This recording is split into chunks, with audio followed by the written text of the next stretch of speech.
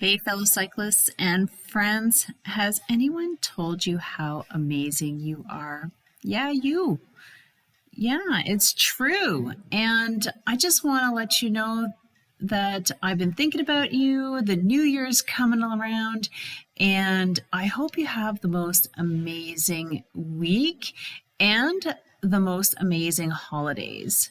Now, our podcast is clearing 100,000 downloads thanks to you guys, and I just want to shout you out.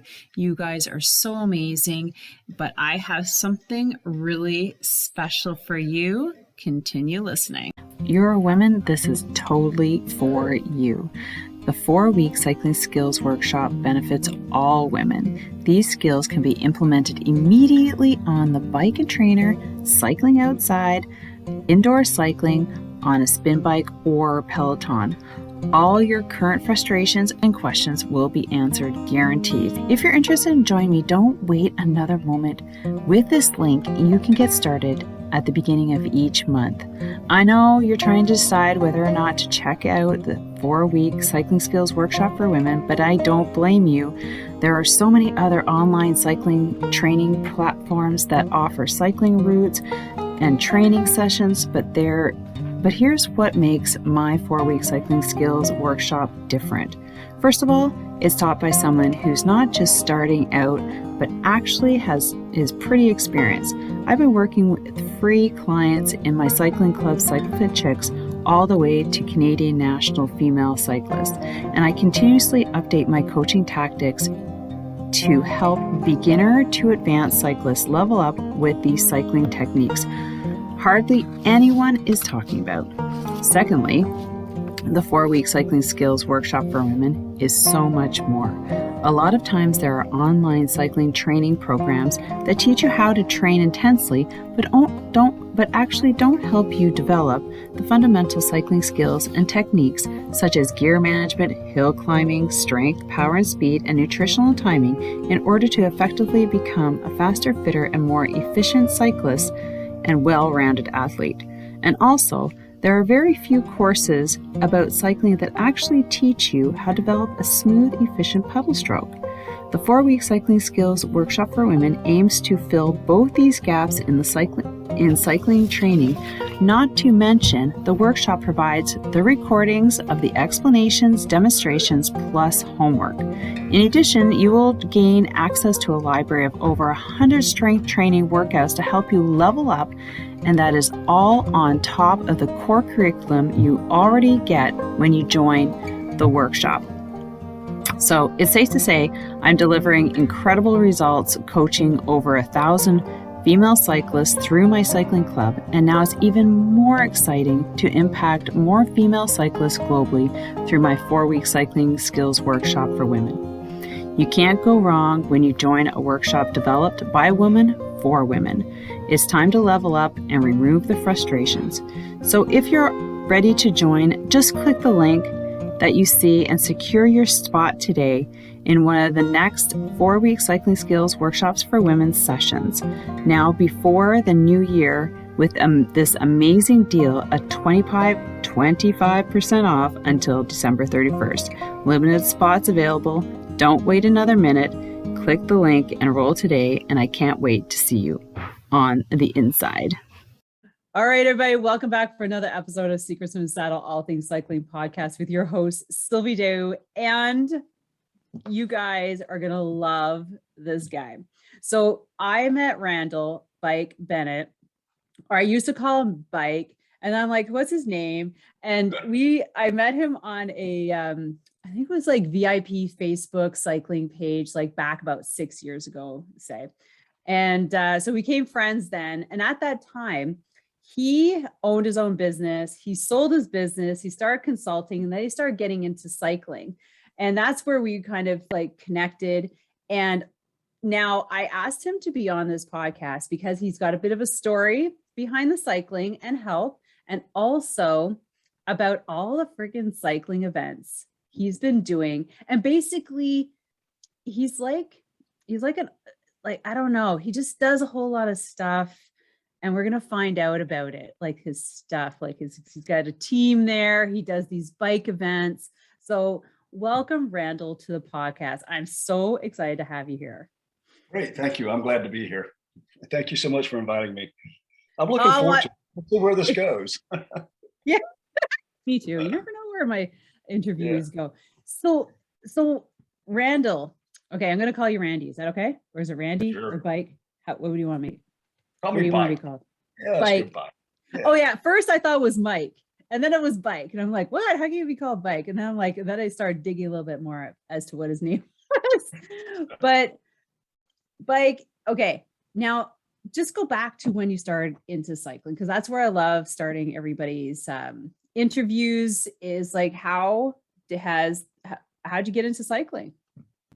It was, well, let me tell you this real quick. The way I came up with the name Bike Bennett, because my name is Randall Bennett, of course. Yeah. And my daughter's like, Dad, you got to get on social media. This was back maybe in 2010. And I said, well, if I get on social media, gosh, I'm not trying to connect with everyone. So she said, I'll just set you up as Bike Bennett. And everybody will look for Randall Bennett. They can't find you. So now, Bike Bennett, and 5,000 friends later, here I am. So, but here's how I got into biking. I own businesses. I had created businesses, and most of it in the technology IT world. And cybersecurity was the area where we really were extremely successful. And my life was totally imbalanced. The kids, I'm working all the time. I mean, literally, you'll find out when I do something, I go all in.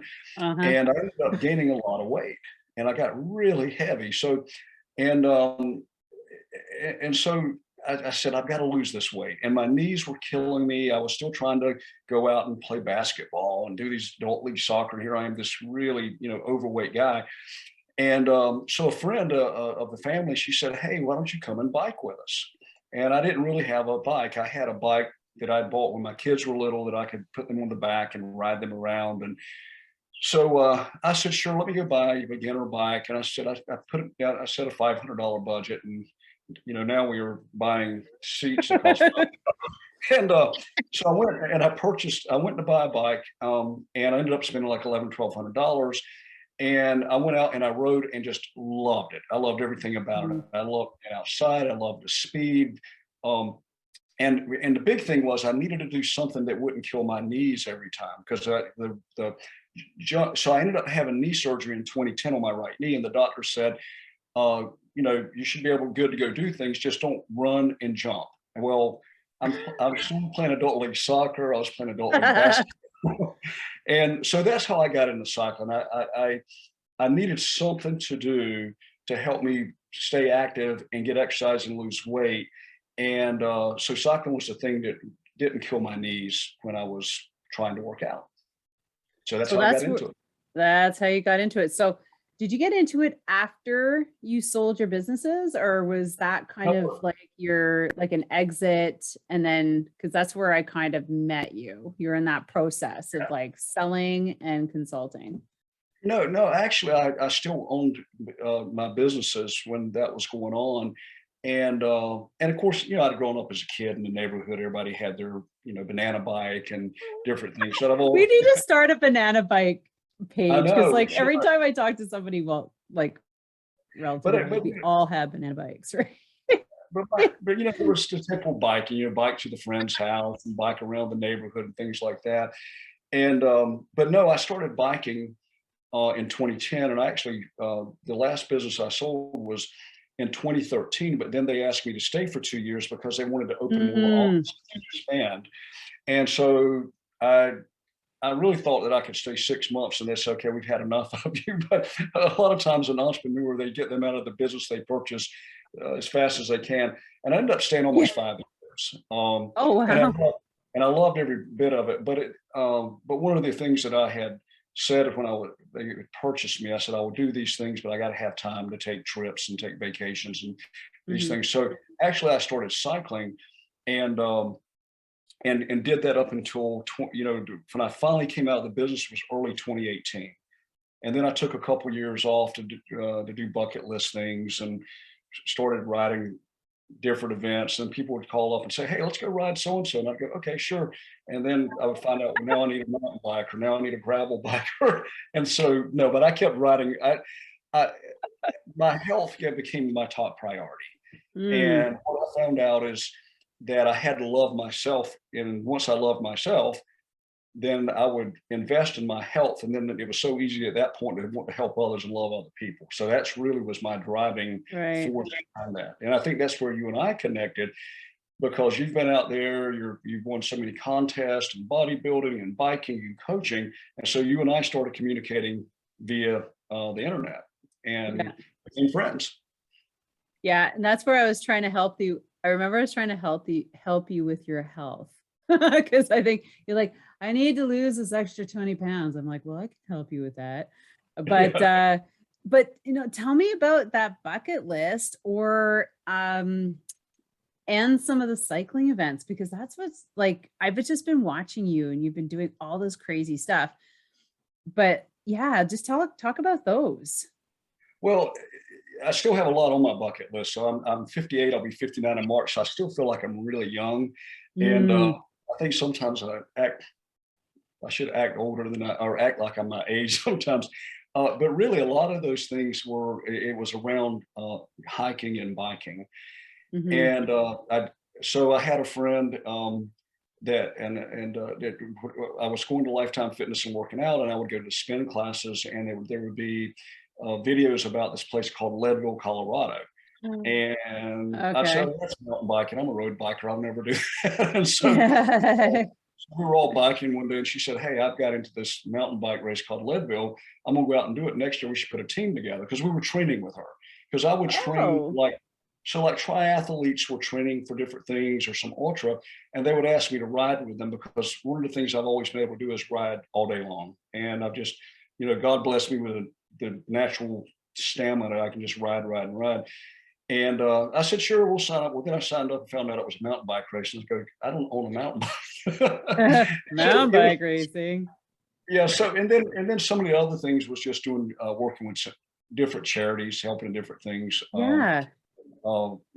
So like I'm down outside of Charleston now, where we do a ride here that helps support bike advocacy, but it also supports some of the music and arts in the area.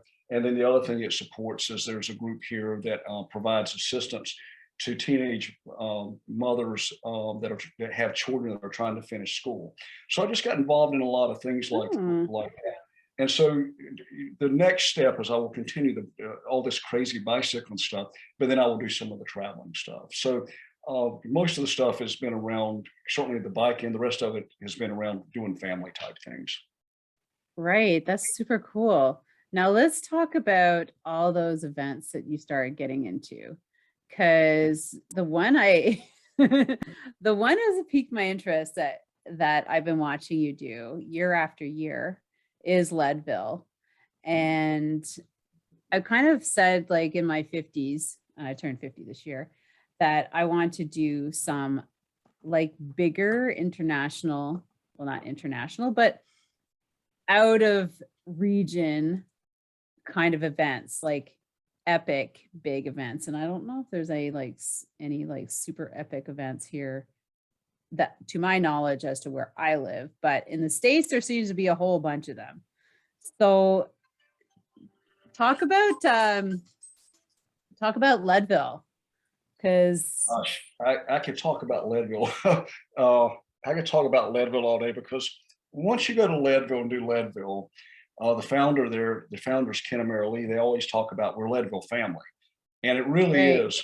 It really is. You get there, and it's a very supportive community. So you will have, say, 16 and 1,800 bicyclists there to do the mountain bike race. And it's really it's just such a supportive community. So Leadville, again, I had no idea what Leadville was. And I would see during spin classes at Lifetime Fitness, they would advertise it. And then this friend, Susie, she's always leading a bunch of us down these crazy paths. She said, hey, let's do Leadville. And so a group of us signed up. So the first year we didn't get in. But if you volunteer, I think it's 12 hours, then you're guaranteed an entry. You still have to pay, so you don't get a discount, and you still have to pay. So we went out in 2017 and volunteered. And so that guaranteed for 2018 an entry. So And you so can't just register, like you have to qualify? It's a lottery. So there are qualifying races, and then there's the Oh. lottery. So they have several races that you can go and do, and events. For example, they have one that's called the Leadville Stage Races. That's actually in Leadville, and that you race the course over 3 days. So the course is 104 miles and about 12,000 feet of climbing, most of it above 10,000 feet of elevation. But the stage races breaks down to 42 miles the first day, 20 miles the second day, and then 42 miles back. And if you do well enough in that, you can qualify to get into the mountain bike, the Leadville Mountain Bike 100. So I, in 2018, I was fortunate enough that I was able to. I actually stayed in Breckenridge the whole summer and trained in Breckenridge. But then every about 3 days a week, I'd go over to Leadville and ride the course.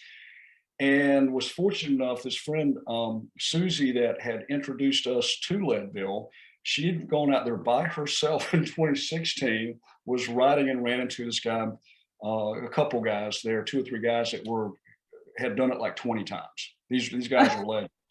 So, wow. So they took us under their wing, and they literally went through every inch of the course for us, which is a huge advantage, because they when you start, do this, and when you get to this point, do this, and here's how you need to ride this section. And so I was fortunate enough, I stayed out in Colorado that summer for 2 months and could go over 3 or 4 days a week. It was about a 45-minute drive from Breckenridge and ride with these guys. So the first year, unfortunately, some family issues came up. I had to jump on a plane a few days before Leadville, run to Texas. So I came back and I said, hey, I just want to finish. I just want to get a buckle. And so I did. The buckle. So I got a buckle. Well, then once you've had that taste, it's not just going out to Leadville and getting the buckle. Then, of course, you want to go back and do better, but you also want to go back and be with all of your friends. And so then I was able to go back in 2019 and do better. I cut a lot of time off of my race, and part of that is I was in better shape. I also didn't have to leave for a few days and then fly back in at 3 a.m. the night before, and then and then the course, the route. So then I did a couple of the stage races and got the big buckles in the stage races. And then I was able this year to go back out. I went back out on August 1st. I had no plans really I went out for a little bit, came back. I had no plans to go back. Went on August 1st. Really, I was just going to be SAG for my friends. I said, if I can't ride it, I'm going to come out and support my friends. And so the founder and a couple others saw me in town. They said, "You're doing the race?" I said, "No, I'm not doing this year." They said, "Oh, yes, you are." So I was way out of shape. I signed up and I said, okay, this will probably be the first event I've ever entered that I will not finish. And 40 miles into the race, it's 104 miles, 40 miles into the race, I cramped. So I had to back off. I finished it and I got another buckle. But again, that was just from experience of doing the course, and having 5 buckles. It was from experience. You should start selling those. How much they worth? Hey, they're cool to have. Oh, I know they're cool to have. That's why I was kind of like, I just like the buckle. And I saw another event had a buckle. Not Leadville, something else. So Leadville and during the pandemic in 2020, so they didn't have the race, of course, or any of the races, and so they decided that they would have 100,000 foot climbing challenge, and you could do that anywhere in the world. And so you basically, it was an honor system, and you recorded when if you go out on a bike ride with your Garmin Wahoo, you would just go and enter your footage. And if you were doing Zwift or some of the other virtual rides, and even if you were on a treadmill, so it was an honor system, but the goal was to get 100,000 feet of climbing. And you had, I think it was eight or 9 weeks to do it there. And so if you did that, they sent you a buckle, but it's not as nice as the buckle when you go out there. Now, the other place that you get a buckle is the stage races. I mentioned the stage races earlier. And so in 2018, I signed up for the stage race in Leadville. And really the reason I signed up for that is because I wanted to have the experience of riding the course. And I ended up getting the big buck where you have to finish under 8 hours and 30 minutes to total combined time over 3 days. And I was able to do that the next time I did it. But let me tell you, here's what's so cool about Leadville. So the last day of the stage races, I'm like, wow, I have a chance to get the big buckle, which I never thought about.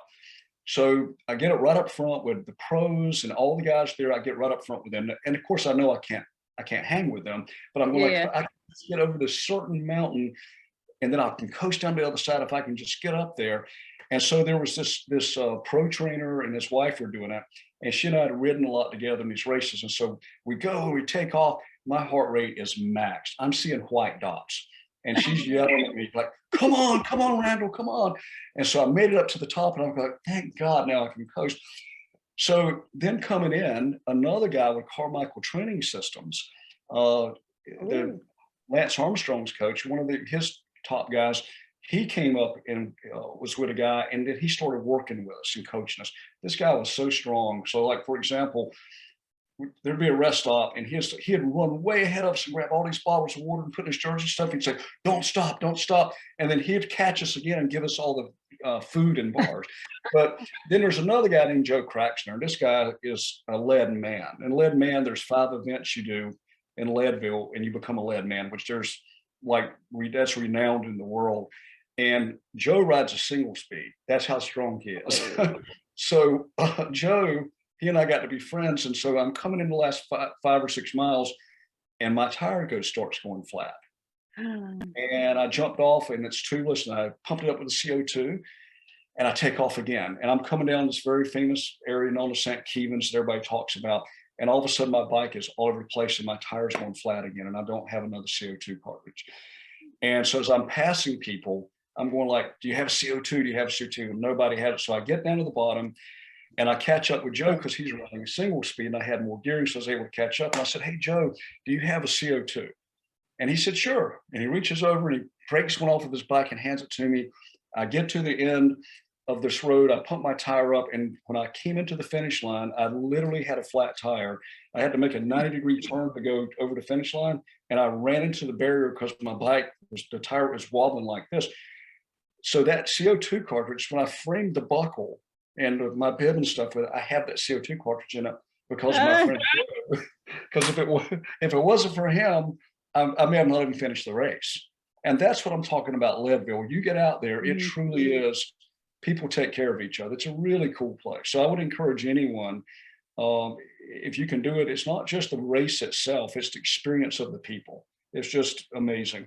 And I was able to go back in 2019 and I actually stayed in Leadville for like 8 weeks, 2 months. And then I did the first, oh gosh, Sylvia, I laugh about this. So I went out in 2018, I was staying in Breckenridge. And so one Saturday morning, I woke up and I asked her, I said, hey, what are we doing today? And everybody's like, oh, I'm day off, you know. I said, gosh, I want to ride. I said, I know there's this Breck Epic ride today in Breckenridge. And I said, I'll go down and sign up for that. And I literally had a half hour to sign up. So I throw my bib on, I grab my wallet, I run down, I'm signing up and they go like, you know, this thing starts like in 5 minutes. They're helping me put the bib on my shirt and putting the, you know, my number on the bike. And then I had to ride a mile to the start.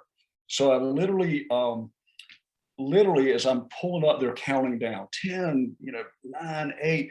And so I just rode past the start and went to the very back and started. And so I did the race and this it was pretty hard, a lot of single track challenge stuff. So I'm going to make a long story short, the race is finished and I'm leaving. And there was this one guy that was struggling when I came to a certain point. And I said, hey, just here, let me help you a little bit. And I pushed him a little bit and we talked. And then we got to a certain point. I said, hey, man, I'll see you at the finish line. And so anyway, I'm leaving. And I said, hey, I enjoyed it. Great race. Enjoyed meeting you. And he said, where are you going? I said, I'm going back to my condo. He said, no. He said, you're on the podium. And I said, he said, how old are you? And I said, I was like 56 at the time. And he said, you're like over 50, right? I said, yeah. He said, well, I came in fourth and you came in front of me. And so I go over and I check the computer and sure enough, I came in second. And then I was like, man, I stopped at every rest stop and just took if I had just skipped a rest stop, then I'm going, ugh. So I did 2 more races. I did the firecracker ride, which is crazy and broke my ribs. And so anyway, at the end of the summer in that series, I was ranked 7th in Colorado. So I was, and of course, this is the little local series. And I'm sitting back at all my friends like, yeah, I'm 7th in Colorado. But, that's like being 7 out of 10 people or something. But anyway, it was a lot of fun. Oh my gosh, that is epic. That's wow. Can you imagine if you'd not, but you weren't even going in that race for that. You're just going in there to go for a ride, come back with a podium. Yay. The funny thing about it was, and I was totally surprised as well, but the funny thing about it is, I'm not the typical, like really skinny, slender, bicycle type looking guy. And so I'm up on the podium and everybody's like, who is this guy from North Carolina with an accent? And he doesn't look like a bicyclist. But it was again, super nice people. It was just a great event. And again, I would encourage anyone that could go out. I encourage people to ride whenever and however. But if you go out to Colorado and do some of these events, it's great. And I just did the Hencappy ride a few weeks ago. Great ride. It's like 8,000. Where was that out of? That's out of Travelers Rest, South Carolina, which is South Carolina, right above Greenville, South Carolina. And that's the Lance Armstrong and all the guys used to come there and train with Hencappy because there's some really good climbs there you can do. So we did 80 miles, 9,000 feet of climbing there, and that's a road bike type event. Right, but is that where the Blue Ridge Yeah, Mountain absolutely right. It's off the Blue Ridge a little, but we start in South Carolina, end up in North Carolina, again come back, and but yeah, it's beautiful up there. And so Hencappy and their group, they put on a great race, and once again, it was one of these things. Somebody said, "Hey, let's go do this Hencappy thing," and I'm like, well, I don't have a bike set up for that. So literally, I grabbed a pair of wheels, changed them out on one of my bikes, and my gearing was all wrong. And I said, well, heck, I'll just go ride it and have fun. So, I love it. but Sylvie, now I'm down in outside of Charleston doing this ride called Festivella, which actually I'm one of the directors and help with. Totally different ride. So to just give you an example, and I tell my friends this all the time, you don't have to ride at 25, 26 miles per hour average all the time to be in great shape, right? There's certain things you can do. And so this ride, we will have 350 people show up starting tomorrow. Our average median age is around 62, 63. Okay. And we give trophies out to people who do their first 100 miles ever. We ride all 4 days, do 100 miles. We give a trophy for that. Plenty of beer and wine and soda and crackers and cheese and food. And it's truly a ride. If you don't watch out, you can come here and ride 4 days, 100 miles a day and put on weight. We have a hot lunch every day on the route. So, but this is a totally different ride. This is where we come down and we have 46 people signed up that are going to go for the Iron Butt, which we call it the trophy, where it's 4 days and you ride 100 miles a day. We have, I think it's close to 30 that's going for the first 100-mile ride, and it's just a blast. It's and of course, you know what happens? We get out there and we can't help ourselves. We start picking up the pace. Yes, boys will be boys. Yeah. So you have to come down and try. You have to come do this ride with us. Well, I mean, actually, that's probably a little bit more realistic than going to Colorado for me, because I can just go down the Eastern Seaboard. Yeah. To Carolinas, and I've biked around there before. I've done some training camps, Virginia and South Carolina back in the days. But yeah, it sounds like, so are you being like, are you helping putting on some of those, or are you just sort of like the one you just spoke of? The 4-day. Yeah, the festival. Yeah, actually, in that I'm one of the directors, so I helped put this ride together. Oh, okay. It was actually founded by a family out of Charleston, the Fox family, which is I think the 4th, 5th generation family in Charleston, South Carolina. And they started it. And I mentioned to you, I started riding in 2010. And so my cousin started with me. We both, I needed to lose like 80 pounds. And so my cousin and I, we both were motivating each other. We went to a family reunion. We saw pictures of each other. And he called me up and he said, wow, did you see those pictures of us? I said, yes, I did. Yeah. Not very flattering.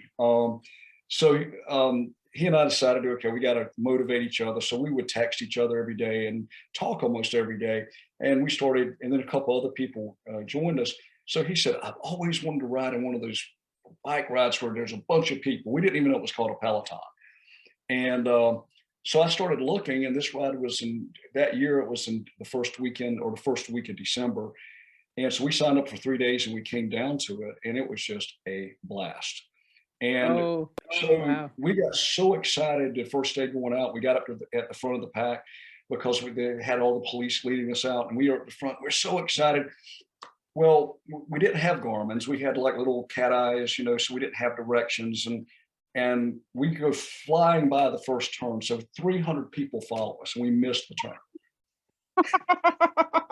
Oh my God, that's funny. Everybody is yelling like, you missed a turn. If you're going to get up front, you've got to be watching for the markers and take the turn.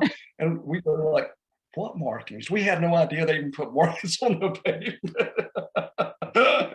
So thank God, they were very nice people. And we did this ride a few years, and then the Fox family asked me, because as you know, I do kind of get around. They said, would you be willing to help us organize and run get this? Around? Yeah. And I said, yeah, man, because this is truly just a wonderful event for people to just come.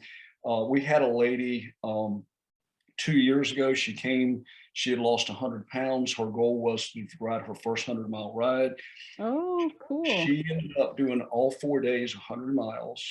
And the last day, our rest stop SAG guy, he radioed me and said, hey, I've got a lady here, and I'm trying to tell her I've got to sag her in, and she will not stop. He said, because we're just, and I said, no, stay with her. So we sent one of our moto guys there on his motorcycle with me, and he with his lights flashing, and he's with her, and she finished and got an iron butt. And so there's a lot of inspirational stories like that. So this is what, one of the things is that when you're fortunate enough to be able to go and do the things that I get to do, it's so much fun to go back and help others, because I look back when I was 80, 90 pounds heavier, and thank God there were people that were willing to help me. And so we come down, and on the weekends, we do have some race teams that show up, because they like to have a 100-mile course that's sagged, and we put them at the front of the pack and let them go and say, have fun, guys. So anyway, it's a lot of fun. You need to come down. And oh my God. So that sounds really exciting. So that's what you're doing like the next 4 days. Yes. So tonight we're setting up stuff in packets. Tomorrow night, people check in. Every day we have a theme. I think Thursday is Thanksgiving, so it's turkey and cranberry sauce and stuff. And I think Friday is, I can't remember, cheeseburger in paradise, Jimmy Buffett thing. And then the Sunday shrimp and grits. On Sunday or on Saturday, even though Veterans Day is Thursday, on Saturday we honor the vets. And we normally have a lot of veterans that come in. We got a group that comes in from Georgia that has suffered a lot of PTSD type things. We sometimes, the Wounded Warriors, depending on the weather, the Charleston chapter come over and ride. So on Saturday, we honor them. We have the national anthem, and we put them all up front. And piece with the sirens going to lead us out of town. We celebrate the veterans. So it's just every day. Every night we have a dinner and seafood and oysters and chocolate obsession, which I will have to stay away from, because sugar to me is like, if I have one, I'm going to have 10. So I just stay away. Oh my God. You better be posting pictures about this. We will. So I can grab some. Yeah. But and I was just wondering, I wonder, that's why you have like your average age 65, because it's in the middle of the week. Everybody else is working.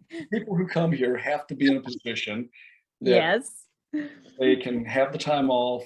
They have the income, because you're going to have to have a hotel room, or we do have a campsite. The city worked with us and let us put a campsite in the middle of town. They've never done that before, but our campers aren't staying up all night drinking and partying. At 9 o'clock, they're going to bed, and they're up at 5. So actually, the town here, Walterboro, South Carolina, or the city of Walterboro, they've been so accommodating. So we've got a campground on the lot between the two churches, and the police department's across the road. So it's pretty safe. I'll say, like, I got my eyes on you guys, and if I hear anything past 10 o'clock, I'm coming over. And the other thing is, okay, so December the 7th. Okay, what's this one? All right, December the 7th. So and you and I have talked about these things in the past. In 2010, I said, okay, I've got to lose weight. And so I'm sitting in Philadelphia. My daughter was in college in Philadelphia. And we went to Dave & Buster's on her birthday, and that was April 22nd.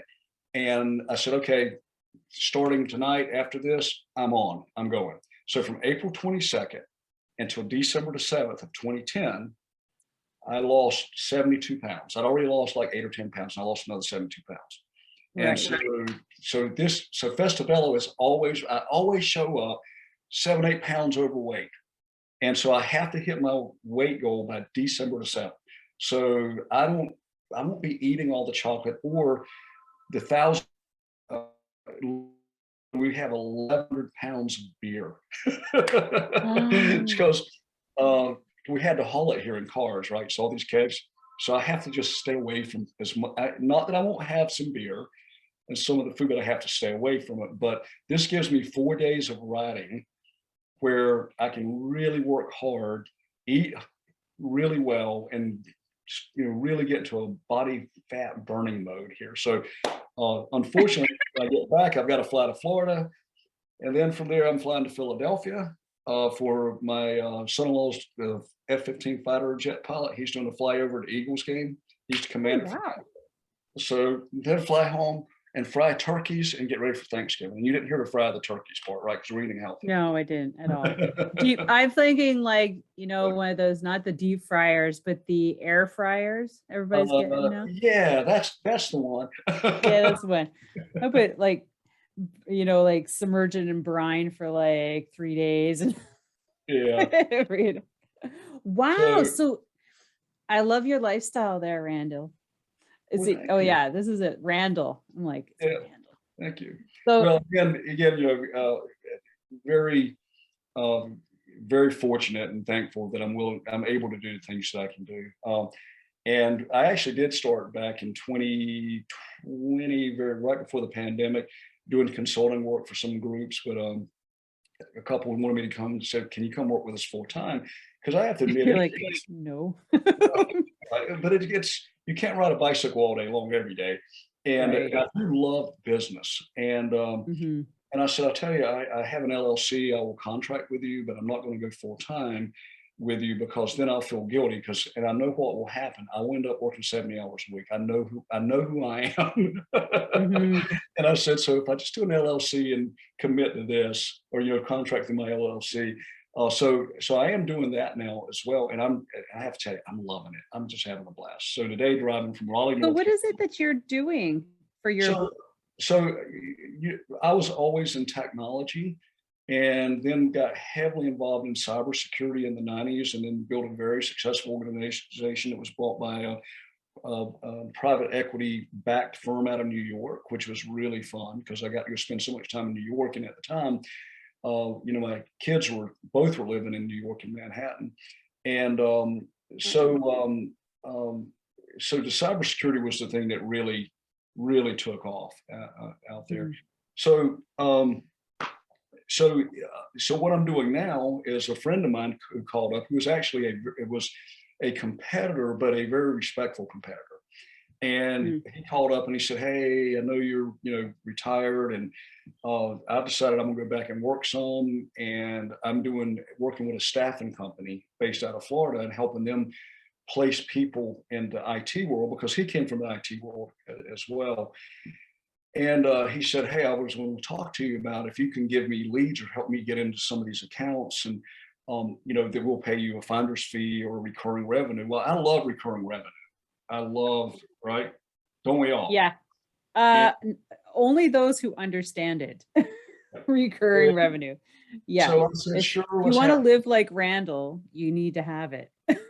So I said, hey, let's have lunch. And I said, well, hey, why don't I just come, work with you, not as a full-time employee. And so what I'm doing is staffing. What I'm doing is I go to the companies I worked with in the past. I'm helping this company get in. And of course, then that led me back to interviewing people, just like I did when I owned my own businesses. And I'm loving it because it kind of ignites that fire and talking, and it also keeps me in touch with all the technology that's going on, because in December I'll teach 3 courses on cybersecurity. So a group of North Carolina CPA Association, through them they have me teach every December. They have me teach courses so the accountants can come in and get their credit hours, their CPE hours. And so by doing this, I get to stay in touch with all the new latest, greatest things that are going on. But here's the great thing, Sylvia. What? I don't have to worry about making payroll and paying the bills. I get to do like, just pay me. Right. I get to do all the fun stuff. Wow. So are you actively looking for some little contracts like that just to keep you busy, or is it just something you find to fill the time? It's a way just to, I enjoy it. I just like bicycling and the athletic stuff. I really enjoy it. And and I've got to pay for my trips at least. Yeah, you don't want to eat up all your savings. That's for Yeah. sure. You got many, many, many, many years to live. Yeah. You're gonna be busy. So no, I haven't looked for it. I was fortunate enough that I had businesses over 30 years, and I made a tremendous amount of contacts. And so I had people reaching out to me. And I guess there's some value to if you can walk people into accounts. And the other area where I was, we were very successful was in local government, and Virginia and the Carolinas. And but the challenge now is I'm getting to the age I'll call up and say, hey, is Beth there? And they go like, she retired 2 years ago. I'm like, oh, okay. Oh no. Not only you have to stay up current with all the technology, it's the new people's coming in. Coming in. And that's hard work. It's like, that's too much work, rebuild a relationship. No, I'm joking. Sorry, I can't work with you. She's gone. Yeah. Wow. So you're keeping busy. Like, I knew you're dabbling in a lot of stuff, but that's really fun. Now, what are you doing into 2020 to keep yourself? Do you have like your calendar all set up? So I'm looking at, I haven't signed up for everything yet. I'm the world's worst at yeah, I know, like 2 minutes before start line. Yeah, I think. Yeah. But some things like Leadville, you have to sign up in advance and get into the lottery. I was able to go back out and volunteer some, so hopefully I'll be back in. I was actually in the Garment, what used to be the Dirty Kanza, which is now the Garment Unbound that's out in Kansas. Oh, I heard about that too. Yeah, so I actually got an email today about I deferred. They actually had it last year, but they if you wanted to defer during the pandemic, you could defer. And I said, well, I don't have a gravel bike. It's still in the order. And of course, it takes forever right now to get a new bike in. So I deferred that. And so I'm looking at Garment Unbound, which is out in Kansas. I'll look at Leadville again. That opens the December the 1st. The registration opens for that. There's the Croatan up in Virginia. I have to tell you, I really enjoyed the Hencappy ride. What was that all about? Was it just a ride, or? It's to me, it's a ride. I wouldn't want George to hear me say that. George Hencappy. Was he there?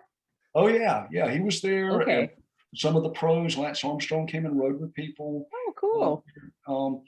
But they just put on a great show. If you want to get the VIP package, you get to have dinner with the George Hencappy and the different riders. They have all kinds of food and dinner, and they have executive chefs come in and cook all these great meals. And then on Saturday after the ride, they have events. If you want to stay and pay and do it, you can do. And so, but I didn't sign up for any of that. I just signed up to do the ride, and I really enjoyed it. It was beautiful. It was well supported. But it was just gorgeous. And the other thing that happened, I was talking to a friend who had done it a year earlier, and it was like 50 and misty raining. And so this year it was like 70, later in the day, 71, 72, and just perfect skies, no clouds. Yeah. So like when you're descending some of these, you'd climb, and then you'd come down to the other side and descend.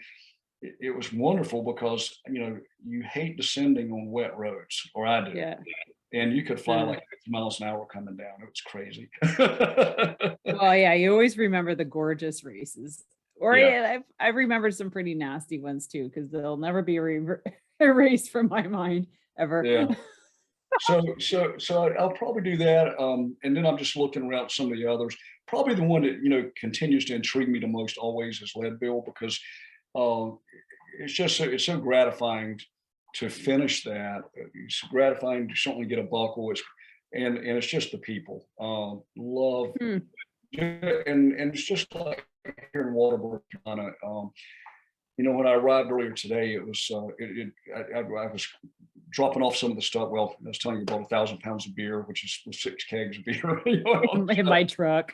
Yeah, and everybody's like, "Oh my gosh, so glad you guys are back." And it's a little beautiful southern town in the low country south.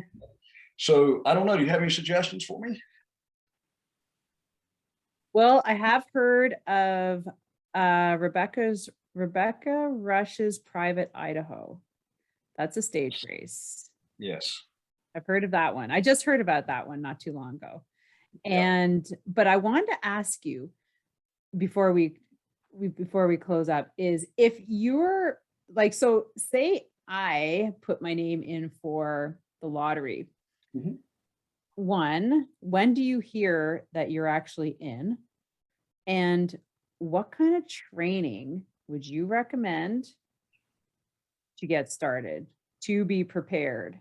And when is it? When's the event? I think the Leadville mountain bike, or the Trail 100 mountain bike race is, I think this coming year is August 13th or 14th. Okay, so August is a good time.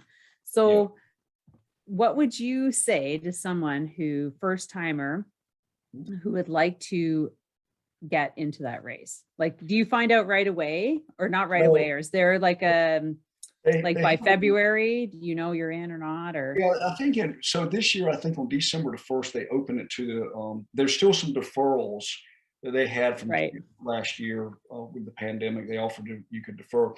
So those people right now are getting notified and getting first opportunity to sign up. And then whatever slots they have left, December the 1st, which, gosh, just a few weeks away, they'll open up the general registration. And then it's a lottery. They go through. And of course, then if you have volunteered the 12 hours, you will get a lottery slot. You mean like volunteered anything 12 hours or with them? So with them. With the Leadville race series. So they have actually a series. In fact, the Garmin Unbound now is owned by Leadville Race Series, which is fitness. So what I did is I went out, and the first year I went out in 2017 to volunteer so I could get in 2018. Right. They just happened to stick me at the finish line, and that was the most wonderful experience. So if you go out and volunteer, I suggest ask to be at the finish line, because you get to see there's people finishing, you get to see the emotions, the crying, the family celebrating, and it's just a lot of fun. So in fact, I volunteered also at the finish line for the marathon they have out there for the same reason. And then of course I told everybody how many lives I saved, because there was one young lady came across the finish line and it did awesome. And she sat down, and next thing I know, her head's down between her legs, and I'm like holding her up. And so I picked her up and I walked her into the building where the EMS were. She just was dehydrated and was in low blood pressure from the race. And so I was telling my friends, I saved her life today, but I didn't. But anyway, but the registration is for the general lottery is December 1st. I think that goes through the 15th. And then sometime in January this year, I haven't looked at the website, they will announce who's in at that point. And then you have so many days to go out and well, actually, when you register for the lottery December 1st, you put your credit card in. And so one way you will know you get in, if you get in, is all of a sudden the email will come and your card's been charged $400, right? So I guess I'm in. But so what about training? What would I do, Randall? For the training, or what would anybody do? Like, considering it's a lot of climbing. Well, first of all, don't do what I did. I didn't even own a mountain bike. So I picked up my mountain bike at the end of May. Thank God this bicycle shop in Cary, North Carolina, where I live, All-Star Bike, the guy and his wife who own it, they own 3 stores there in town. He was actually the mechanic for the UK national team. And he was also for the 7-Eleven team. So this guy knows what he's talking about. So I go in and he helped me figure out which bike I needed. And so I picked my bike up on May 29th. I rode it twice just for it to be fitted. And I showed up in Colorado on June 9th. Everybody said, "You're crazy. You're going to kill yourself. You've never been a mountain biker." I did break my ribs. In 2019, I did most of the races with broken ribs. And it hurt like heck. But to answer your question, first and foremost, ride long rides. You need stamina. So of course, the other thing is your weight to power ratio. Everybody hears about that, right? But there's, you have a race that's 104 miles, 12,000 feet plus climbing. This past year, it was one of the hottest years they've had.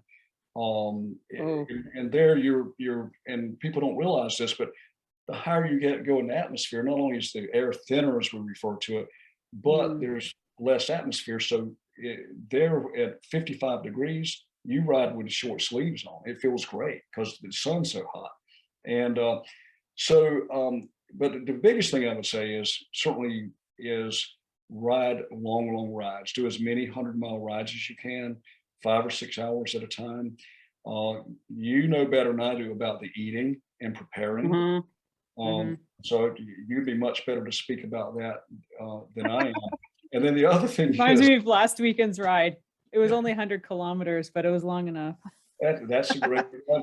And then the biggest thing is in my case, I'd never mountain biked, and thank goodness when I went out there, I had some people take me under their arm and literally take me on the course. And I'll never forget the first day I was out there riding, and we came up over this peak, and this friend, he and I came up on the peak, and we looked down, and he looked at me. "Okay, go ahead." I said, "Yeah, you go ahead. I'll be behind you." And we both looked at each other and said, "Oh, that's enough training for the day. Let's go back," because it was like this. So, oh my gosh. So if you can go out there and ride the course, it always makes a huge difference. Doesn't matter what kind of race it is. Yeah. And drive it, ride it, whatever. Right. So the second year I did it, I cut literally an hour off of my time. And people ask me why, and I said, well, look, and a lot of it is because I did understand the course, and I understood where I could really go hard and where I needed to pace myself. And believe it or not, because the course is made up of everything. You've got single track, you have gravel, you go on pavement on some of the roads to reconnect to other areas. But the biggest thing is ride long rides. You just got to ride long rides, and the other stuff should be pretty obvious, right?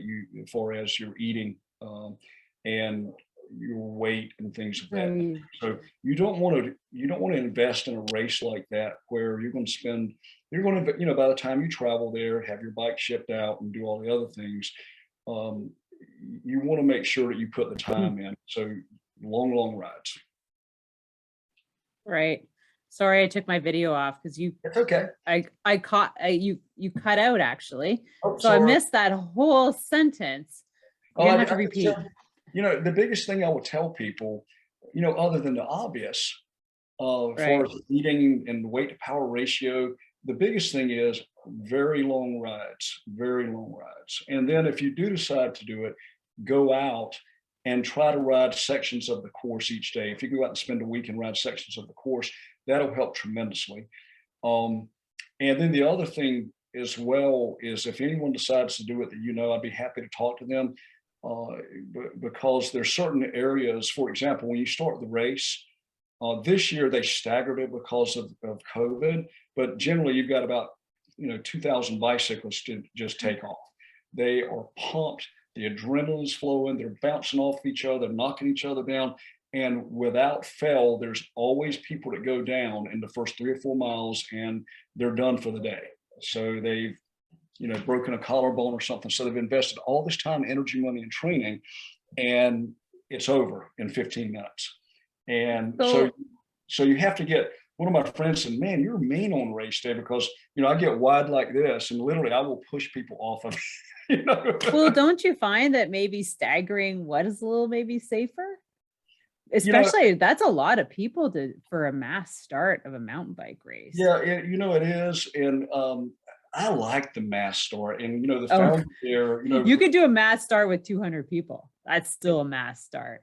So the founder, to give you an idea of the mentality out there, the founder of it, Ken,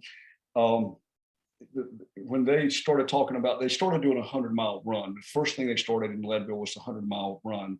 And so when we went and proposed that they do that and to get all the permits to do it, one of the people there said to him, like, people are going to die doing this 100-mile run. And he said, great, it'll make us famous and everybody will know about it. so it's Ken, like, yeah, I suspect. Ken's this old miner, an old cowboy. And so when I broke my ribs and I showed up for the Silver Rush, which is a 50-mile race that I did out there. And I showed up and I said, man, Ken, my ribs are killing me. And he goes, rub some dirt on it. And and you're and like, okay. I finished the race actually about 45 minutes off the time from the previous year with broken ribs. And so about a week later, Ken came by the house and he was walking, he's walking slow. And I went over to say, hey, Ken, and no. He said, I fell on the bike and I cracked the ribs. And he looked at me and he goes, don't say it. Because I was getting ready to say, well, rub some dirt on it, Ken. Yeah. Boom. But so the mentality of the race there is, again, everybody takes care of each other and is very compassionate, but at the same time, it's like, it's there's no, like at 12 hours, that's the cutoff for the buckle. And that's it. You can literally be, where they have the cutoffs on the course, you could literally be 5 feet away. And if you don't hit it, they stop you and then you're out. And there's no excuses there. So you don't have excuses when you're in Leadville. It's like, wow. All right. So everybody hear that, right? No compassion. You got, like, you just do it and finish and no complaining. Yeah, no, and I'll tell you one other really funny story real quick. And, so Lance Armstrong came across the finish line in the marathon. And one of my friends was like, oh my God, that's Lance Armstrong. And I waited till they finished the interview and I went over and I grabbed him by his arm and said, hey, my friend wants a picture. And he's looking at me like this, and he was very nice to came over and took the picture, but the guy's like total muscle, total intense. And so then Floyd Landis shows up. And so we all go out we go to this restaurant there called Tree Line, and we go up on the top. It's got an area on the top. And he's like, hey, I'm gonna buy you guys a beer. When we get there and we get beer for everybody. And then he goes, oh man, I forgot my wallet. He said, of course. He said, hey, Mike, you pay for it. And he said, I'll get you back next time. I said, sure. So anyway, at the finish line, the day of the race, they were giving everybody, when you finished, you got like a wet towel, and they'd hand you a wet towel and a beer. And so I crossed the finish line and I'm waiting for friends to get in, and I couldn't help myself. I'm going and I'm helping the people at the finish line and stuff. And so Floyd Landis is waiting for someone, and they finish and they hand him the beer. And he's walking away and he goes, hey, don't I owe you a beer? I said, yes, you do. And he pops the top, drinks like half of it, and hands it to me and walks off. Are you kidding me? But it's just, he's laughing the whole time, playing around. So, and you get to, like, and that $200 alcohol bill, I'd love that. yeah. But you'd be surprised at the people that show up for Leadville. There's some very big corporate CEOs and board members. I didn't realize it till the race was over, but Rob Walton and Walton Family Walmart comes out and does. Oh, wow. Yeah, so it's a lot of fun. And but like I said, if you're going to do it, I'd be happy to talk to you about the riding part of it. They need to talk to you about the nutrition part. And no, well, you know what? We'll see how it rolls for next year, because I put on an event myself in early July for our club, and then of course it's getting there. But it was something that I started looking at, and of course here there might be a gravel series, so that might keep me busy for the next year. But yeah, I look at that buckle and I'm like, I like the buckle. I like the big buckles. I have to say, it's one of those things. After you finish and you get a buckle, I think you appreciate it more, because for sure. Because it and this is not breaking my arm to pat my back, because tons of people beat me out there, but you work so hard to get it, and so you're more proud. And I actually had a lady this year that was going out, and she said, "Hey, biker," she said, "I'm a pretty good rider, pretty good climber." I said, "Yeah, you're really strong." And she said, "So when you go to Leadville," she said, "did the women beat you out there?" I said, "Hundreds of them. They beat me like a rag doll out there." Like, I've got a certain amount of time I need to get in. That's all that matters. Yeah, which is what I would look at. Like, I go to Leadville, I'm racing myself. That's who I am racing. I'm trying to do better than I did before, and finish in those things. Because somebody, like you mentioned, Rebekah, I don't know if she's ridden it the last couple of years, but she won several of those. And then this last year, what was it? Grace, I think's her name. I don't really know her. And then the guys that win it, they're riding this thing in 6 hours. I mean, it's crazy. It's just, wow. They're riding at above 10,000 feet, 12,000 feet of climbing. Yeah, that's what I was going to ask you, because you would have to go ahead of time just to acclimatize, would you not? Just to get ready for riding at that elevation? Okay, so once again, Sylvie, you know me. And so it's like you just show up. So I go out and ride. So I go on the internet and I start searching. I start asking about it, because there's all these theories. And I'm glad you brought that up. So there's a guy named Dr. Randall Wilbur, who is a PhD, and he's with the Olympic team. And he's written several books and done several papers on how to train, right? There's all these different things of, live low, train high, or live high, train low, or, train high, live high. And so everybody goes, "Oh my God, when you get back, you're gonna have so many red blood cells," right? Which transports oxygen, right? So I was gonna buy this guy's book, and it's like $600, because I guess you don't sell many. So he doesn't, right? But you can rent it for $30 a month. Okay. And I said, "The heck with that." I just emailed him. I looked up and found his email. I emailed him. I left a voice message for him. He called me back. And so in a nutshell, what he said to me is that if you can't come out, the optimal is about 3 weeks, right? Oh, wow. Okay. He said, but if you can't do that, then the best thing to do is come a day or two before and do the race, because your body goes into this emergency overdrive mode, going like, "Oh my God, I can't get oxygen, all these things are going on." So actually your heart rate goes up, your adrenaline goes up, the cortisol changes, all these things start changing. So you will see people, they will come a day or two before the race, or they'll try to come 3 weeks is optimal, because when I went out there, that's exactly what I experienced. The first 2 or 3 days, like, oh my God, I'm just like, at first, you're walking up 2 steps and you're breathing hard. A day later, your body's like in emergency mode, your heart rate's up, and all these things are happening. And so So you go out and you ride, it's like, man, I thought everybody said it was going to be hard. But then what happens about 6 or 7 days in, then your body goes, oh God. And then your performance goes down. And so then over the next week or two, it builds back up, and then you really start to acclimate to what's going on. Great. So, and then I actually had some doctor friends that were able to find papers for me, and I read all this stuff. So the reality of it is, yes, your hemoglobin does usually go up a little, right? But your red blood cell count goes up 1/2%. That's it, right? Otherwise, if we started getting red blood cells, our blood would be so thick that we'd die. But what actually happens also at elevation is there's less gravity. So our chest cavity actually will increase in size because there's less pressure on our bodies. So we are actually able to take, even though the air is thinner, right? The molecules are spread out, but we can take more air in.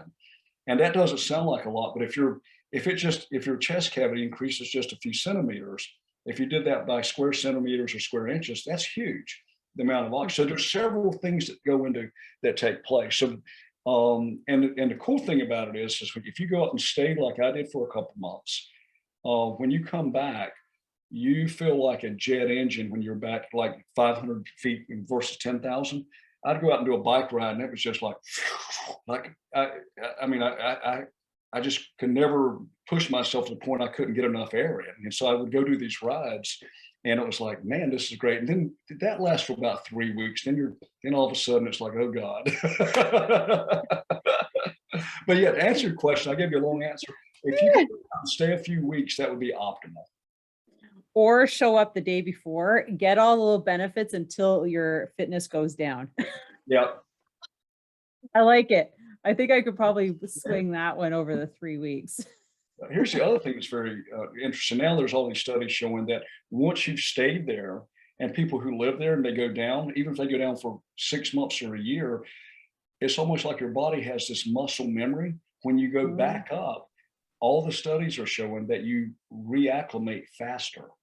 So, and actually I felt that when I stayed out there in 2018, and then went back in 2019, I could tell that I acclimated very quickly.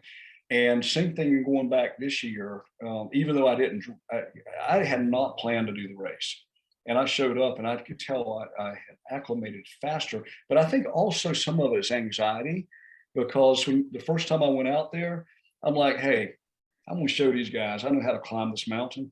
And this friend and I, we took off, and we got up a quarter mile up the side of this mountain, and we were on the handlebars, like just trying to breathe. And here comes this 74-year-old guy.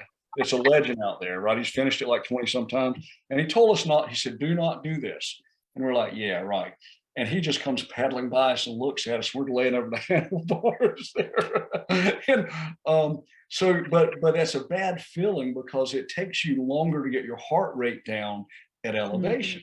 Right. So when you're back at sea level, when you max your heart rate out, you either, if you slow down, your heart rate recovers much faster. When you're at this elevation, you don't recover as quickly. And sometimes it can be almost panicky, like, oh my God, am I going to get my breath back? Right. So that's the other thing I would tell people is, don't panic. And I had never been very big into using heart rate monitors. But out there, I started using one, because it really meant a lot. You had to figure out your zones, and like I said earlier, knowing the course where to push it and where not to push it, and like what I was telling you, where this guy Doc, he's 74, and here we are, like just dying, breathing. He just pedals past us, right? Like just goes on. He had told us, yeah, he had told us, when you're climbing here on Kevins, you've got to, explain everything we needed to do. And of course, we're like, yeah, man, we're from North Carolina at 500 feet elevation. Yeah, we got it. Like, took like a quarter of a mile for that theory to go out.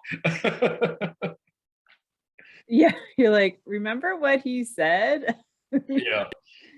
So, there's so many more rides. Here's the problem I have. I want to do every ride. I do. And some days I want to ride just and ride along and talk and hang out with people. Other days I want to push myself. I showed up at a ride for July 4th this year, 900 people. finished 33rd overall. I was 4th in my age group. And then I was mad with myself because last mile I cooled down because I'm like, they'd never timed it before. And, but here's the point I was going to make on that. A lot of the guys were stunned because a lot of times when I ride with these groups, I end up pulling a lot and we're not riding at 25, 26 mile an hour average. We're riding at 20, 21, but I'll go into a very hard gear and keep my heart rate up. And I tell people that all the time is like, there's different ways of getting the fitness. You don't have to be, it's not an average speed thing, right? So I rode Sunday here and the wind was a constant 14 miles per hour. We averaged 19.1 miles per hour. And when I finished, I felt like my legs were going to fall off. Oh yeah, I can imagine. Yeah.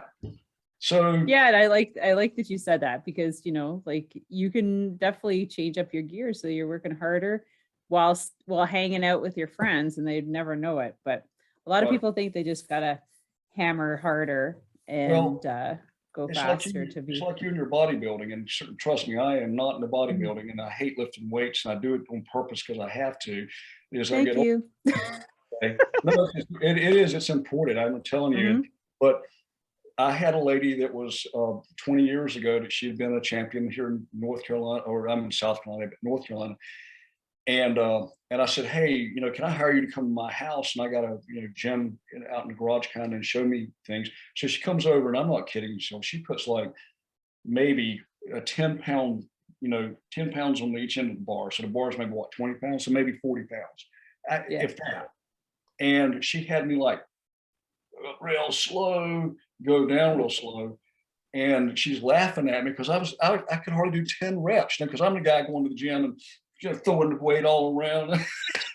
And she's like, nope, you got to have the right form. You got to do this, you have to do that. And I was dying laughing because my sister's out in Seattle and she placed 5th in the Emerald Cup, a bodybuilding competition out there. And she was telling me about her trainer and doing the same thing to her. I said, oh yeah, this lady came over like, I'm in the gym trying to impress everybody. And so then she puts like 20 pounds in the bar and it's got me crying after 10 reps.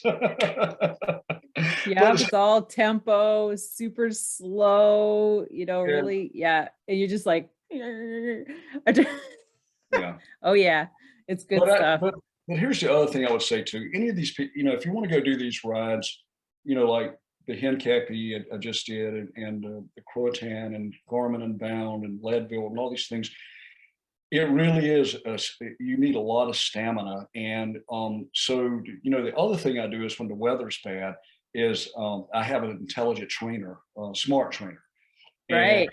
And I can stay on the smart trainer for hours in the house and watch TV and text on the phone and all these things. And if you'll be honest with yourself and put, the right metrics in, like, make sure you put the honest weight in and all this stuff. These intelligent trainers, these smart trainers will give you a great workout. Because in the old days, we just had a trainer that, we just put pressure on the wheel.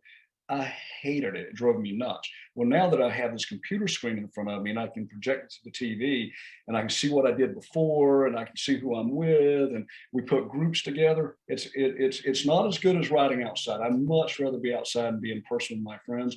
But that's the other thing. If you're going to do these races, I would invest into a smart trainer as well. And then invest in something, like a Zwift account. The nice thing about that is you can sign up for a few months and then you can stop it. And well, funny you should say that, Randalls, that after this, I'm going to fire up my Swift account and I'm going to do a race. Cool.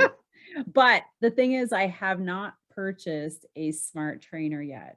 I'm still using a dumb trainer. I love getting on my rollers. Yeah. Like I love my rollers for steady state, fast cadence work. And I know that I have to invest in, or I have to purchase a smart trainer because if I want to do any serious climbing training, I need a smart trainer. Like I can, it doesn't translate. But however, I didn't find that this summer, I didn't struggle as much as I thought because of that. Like I was fine with the hills, even using my rollers and my trainer. Yeah. and And just doing intensity. right. And climbing and I'm a decent climber. I'm one of these people look at and go, how in the hell does he do that? Right. Because I'm not Because you ride a shit ton. That's why. well, okay. So I was telling you about this friend, Susie, that she went out and did Leadville, but she did Leadman. So Leadman's 5 events. It's a marathon, a 50-mile ride or run, a 10K, a 100-mile run, and of course 100-mile mountain bike. You have to finish all of that within each one within a certain time. And she did it and was on the podium. And so this year she's just concentrating on biking. And it's been amazing to watch her average speed go up. But the big thing that's amazing is watch how she climbs. And it's exactly what you said. You just have to spend time on that. The other thing is technique, right? Oh yeah. I had a guy that when I first started riding, we just all come flying down and start up a hill, and then he just walks away from us. And it was like with ease. And so finally one day I said, hey, Cubby, how do you do that? And he said, well, I didn't want to say anything to you. He said, you're in big gear and you're doing, so he pointed out everything that I was doing. And he critiqued me in a very nice way. And granted, as I rode more and more and more, I got stronger. But, again, I can't tell you how many times, like in Leadville, I ran up the mountain, a quarter of a mile, and then I'm laying over the handlebars, and here comes Doc at 74 and just rides past me. It's part of it is knowing the course and the technique and understanding, and it's hard sometimes when you that first couple hundred yards, you someone fly ahead of you, you just do this number and you go on, right? So yeah. So I'm still learning. I started in 2010 biking, and I'm still learning from when I go ride with some of these groups back home. There's some of these guys that are like, here's the truth of it. They're just genetic freaks of nature. It's like, how in the world do you do those things? And they've been doing it for like 20 years, right? So, but funny you should mention that, is that I'm doing a 4-week cycling skills program right now based on cycling skills, like hill climbing drills and tips, pedal stroke efficiency, gear management, in the saddle, out of saddle, transitioning, like all of that. It's just basic skills. And it makes a huge difference. It really does. Like, makes all the people difference. can sit on their bikes for like hours and hours. Well, sitting on your bike doing nothing is like one thing, but actually going out and using your gears efficiently so that you're not burning up all your energy in your legs is like another thing. Absolutely. So that you can go like build the endurance. Well, that's one of the things the guy told me, that we were still friends, ride together all the time, and he's like, you want to be, when you get to the top of that climb, you can take off and go. And what happens is exactly what you said. People get to the top, their legs are wasted, and now they have to ride really slow and recover. And what you want to do is pace yourself and get to that top. So when you get to the top, you can just take off. And it's a huge advantage if you understand that when you're racing. So all those skills you're talking about,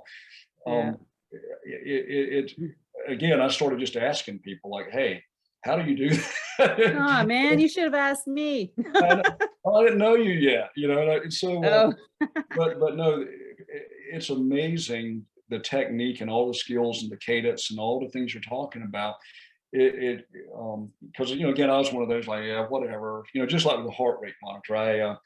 For years I didn't wear one, and people would say, well, how do you know how do you deal with your heart rate? I said, when I see white dots, I slow down. That was kind of my smart aleck answer. But you get out somewhere, and maybe part of it is getting a little older, but you get out somewhere like Colorado, you really need to manage the heart rate and understand what's going on, because recovery times, the elevation just takes more time to recover. And so you're better to go slower on some of these areas, a little slower. So when you get to the top, you can keep going and you recover faster, rather than totally just, if you expend yourself and you have to stop and lay handlebars for 5 minutes. It's all about management. It really is. And knowing yourself and pacing, and so you're slower, but in the end, you're gonna pass that person who's has to slow down at the top, and that's the whole point. Well, But that's when I first asked this friend, like, how in the world do you go up those climbs like this? And he said, well, I didn't want to say anything to you, but and but that was the point he made, is like, just get your cadence, manage it. When you get to the top, where they have to either literally stop and catch their breath, or they have to just literally just kind of pedal along, you're gone. And that's exactly what he did to all of us. He was just like, we'd go flying up the hill, and all of a sudden, here he comes, he goes by us. yeah, Top, he's gone. peace out. Right. And that comes back to exactly what you're saying. And all those things are really critical. And and it's not just if you're racing, it's just if you want to go enjoy the ride and be with your friends. And I hope everybody takes that class with you and understands that, because it's like I said, I was always able to power through things. And here's the other thing, and you know this as well. You look at when you bodybuild, right? And you go through, and I don't even know the right terminology for it. You go through the final phases, and you're cutting, and you're doing all these things to get ready. Did you ever think that you would be a bodybuilder? Never. Right. And but so, you know what, Randall? I did a lot of my bodybuilding to actually get ready for cycling. I cycled it so that I would start training in the gym. I hated the gym just like you, but I had to have like a reason or a goal to be in there. And I knew that I didn't know that I needed to do it because I'm a woman and all the, like bone density and stuff like that back then. But I would go in there. I'm like, okay, I need to get strong. I need to drop some pounds, stuff like that. I would still train for cycling, but I would train from like January, and I would have an event like April, May. And then I was ripped. I was lean. I was powerful. I did the event, and then I started racing. Right. And so it helped me prepare for my cycling. Like, I didn't have the optimum muscle build for bodybuilding because I was still cycling a lot, and you could see it in the muscle difference. Like, bodybuilding muscles are nice and round, endurance muscles are long and thin. And so, but I'm like, yeah, but that's kind of not my goal. I'm just here to so you take my, she did the bodybuilding, right? And she was never like heavy. Had a couple kids, and she goes out and like she was able to do it. And that's what, so I remember one time I went to a seminar, and it said ordinary people doing extraordinary things. And certainly I'm not calling you ordinary, but genetically, I go out with some of these guys, and it's like they're just, their genetics are just, it's what it is, right? But even if you don't have those freakish genetics, you can still grow and accomplish so much. Oh, yeah, for sure. And the other thing that I've learned, and I've watched you over the years when you start getting ready for competitions, is how fast the transformation can take. And that was the thing. If you'll stick with it, discipline, and here's one of the things that you just said: have a goal, right? I'm always looking for something to motivate me. Have a goal. The other thing that was extremely helpful, and you and I have talked about this before, is having a group working together to hold your feet to the fire, a little peer pressure, a motivation to encourage, or, I'll never forget when I was going through losing all the weight that I lost. My cousin, I got to a certain point, and I got down to 197, and I just couldn't get past it. And so finally one day he said, just get past it. You got to do it. Just get serious about it. And I was like, okay. And I did, so. Yeah, it's just like, it's like a click, like like, okay. But it was so helpful.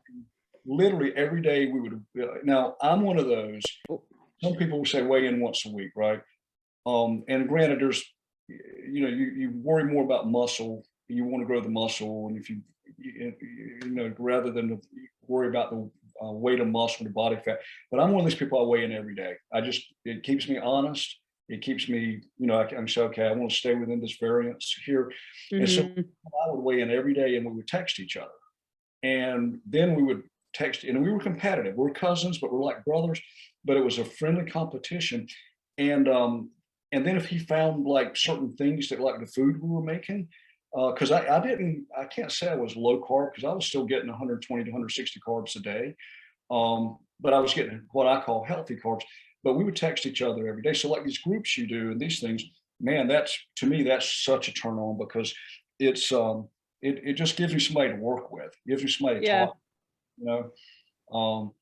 And I'm not and and I'm not one of these people that if you tell me something that it's it insults me or whatever. It's like because I'm just like I told you, I emailed this guy, Dr. Randall Wilbur, the Olympic team, because I wanted to know, this friend of mine. I'm like, how do you do that? Tell me, right?